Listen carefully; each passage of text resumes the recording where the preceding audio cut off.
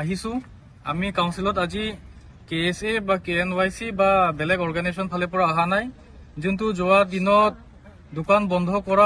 কৰা ধৰি কিনি যিমান আন্দোলন কৰিছে তো কাৰ্বি ৰাইজে আন্দোলন কৰিছে আৰু আজি আমি ইয়াত কাউন্সিলত অহাটো আমি কাৰ্বি ৰাইজৰ ফালে পৰাহে আমি আজি আহিছো আজি আমি একতা হৈছো আজি আমি একতা হৈ কিনি আমি যোৱা দিনত যোনটো মেমৰেণ্ডাম দিছো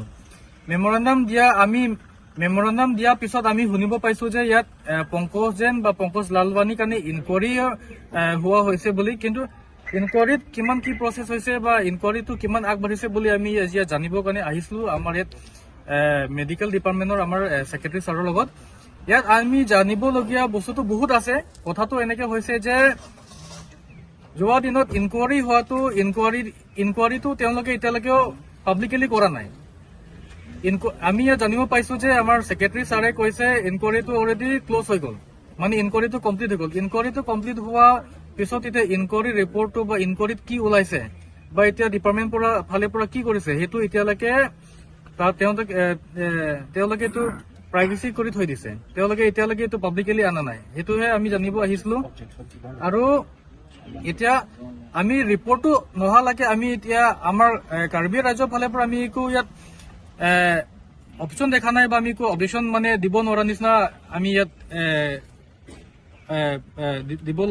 আমি অবজেকশ্যন দিব নোৱাৰা নিচিনা ইয়াত আমি হৈ আছে কিন্তু বস্তুটো যোৱা দিনত পৰা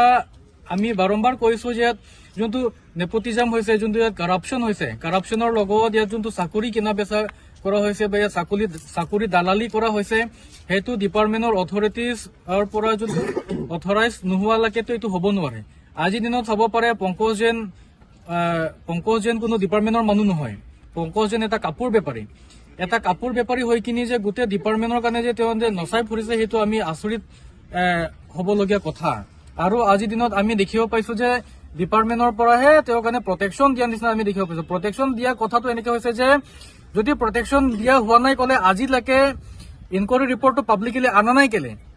নে পংকজ জেন কাৰণে কি ক্লিন চিট দিয়া হৈছে নেকি ডিপাৰ্টমেণ্টৰ ফালে পৰা সেইটো আজি আমাৰ প্ৰশ্ন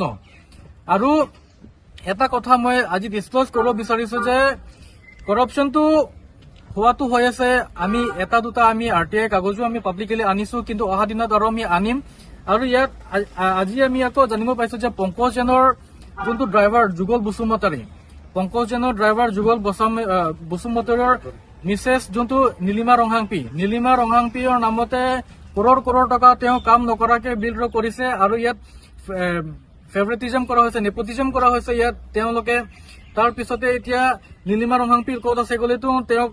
কিমান কৰাপশ্যন কৰাৰ পিছত হ'লেও ইয়াত চাকৰি দিয়া হৈছে এইটো বেকডৰ তেওঁলোকে চাকৰি দিয়া হৈছে বুলি আমি জানিব পাইছো আৰু আজিৰ দিনত আমাৰ এটা প্ৰশ্ন আমাৰ মেডিকেল ডিপাৰ্টমেণ্টৰ EMৰ কাৰণে বা আমাৰ ইয়াত ছেক্ৰেটাৰীৰ কাৰণে বা আমাৰ ইয়াত CM ছাৰ আমাৰ তুলেন মহন ডাঙৰীয়াৰ কাৰণে যে পংকজ যেন এটা কাপোৰ বেপাৰী হৈ কিনি এটা ডিপাৰ্টমেণ্টৰ অফিচিয়েল এতিয়া যুগল বসুমতীৰ যোন এতিয়া চিফ এডিচনেলত এতিয়া কিবা 3rd গ্ৰেড নে 4th গ্ৰেড পষ্টত আছে বুলি জানিব বিচাৰিছো তেতিয়া এজন ডিপাৰ্টমেণ্ট অফিচিয়েলছে আজিৰ দিনত পংকজ জেনৰ ড্ৰাইভাৰ হৈছে কেনেকে সেইটো কোনে তেওঁৰ কাৰণে ডিপাৰ্টমেণ্টৰ অফিচিয়েলছ বা ডিপাৰ্টমেণ্টৰ ইয়াত যোনটো চাকৰি কৰা মানুহ কাৰণে যে পংকজ জেনৰ ড্ৰাইভাৰ বনাই দিছে যে সেইটো কোনে সাহস দিলে বা এইটো আমাৰ EMৰ পৰা ডাইৰেকশ্যন আছে নেকি বা আমাৰ ইয়াত ডিপাৰ্টমেণ্টৰ পৰা ডাইৰেকশ্যন আছে নেকি সেইটো আমাৰ আজি প্ৰশ্ন আমাৰ কাৰ্বি ৰাইজৰ প্ৰশ্ন আছে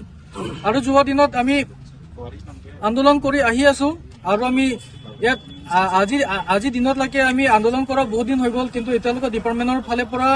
ৰিপৰ্ট একো দিয়া হোৱা নাই একো একশ্যন লোৱা হোৱা নাই আৰু ডিপাৰ্টমেণ্টৰ পৰা তেওঁক প্ৰটেকশ্যন দিয়া হৈছে আৰু যোনটো ইয়াত যোনটো ঘটনাত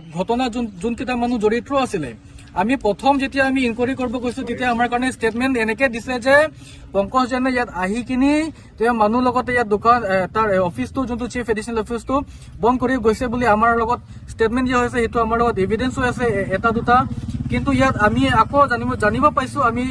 যে ইয়াত যোনটো ডিপাৰ্টমেণ্ট ইনকুৱাৰীত ইয়াত ষ্টেটমেণ্ট দিয়া বেলেগ হৈছে ষ্টেটমেণ্ট যোনটো দিয়া বেলেগ হৈছে বা পংকজ জেনৰ ফেভাৰত ষ্টেটমেণ্ট গৈছে মানে কি ইয়াত কোনোবা ডিপাৰ্টমেণ্টৰ অফিচিয়েলছ বা হায়াৰ অথৰিটিৰ পৰা তেওঁলোকৰ কাৰণে ইয়াতে কি থ্ৰেটেনিং দিয়া হৈছে নেকি, সেইটো আমাৰ আজি সুধিবলগীয়া প্ৰশ্ন। বা ইয়াতে ক্লিন চিট দিয়া হৈ গ'ল নেকি, সেইটো আমাৰ আজি কাৰ্বি ৰাইজে জানিবলগীয়া কথা। সেইকাৰণেহে ইমিডিয়েটলি ৰিপৰ্টটো পাব্লিকেলি আনিব লাগে। আৰু যদি ৰিপৰ্টটো যদি আমাৰ কাৰ্বি ৰাইজৰ যদি বিৰোধী হৈ গ'লে, সেইটো অহা দিনত যদি কিবা আমি আমাৰ কাৰ্বি ৰাইজৰ পৰা যদি কিবা কাৰ্বি আংলঙত যদি কিবা ডাঙৰ ঘটনা হৈ গ'লেতো সেইটো ডিপাৰ্টমেণ্ট অফিচিয়েলছে সেইটো ৰেছপনচিবিলিটি ল'ব লাগিব, সেইটো আমাৰ চিধা কথা।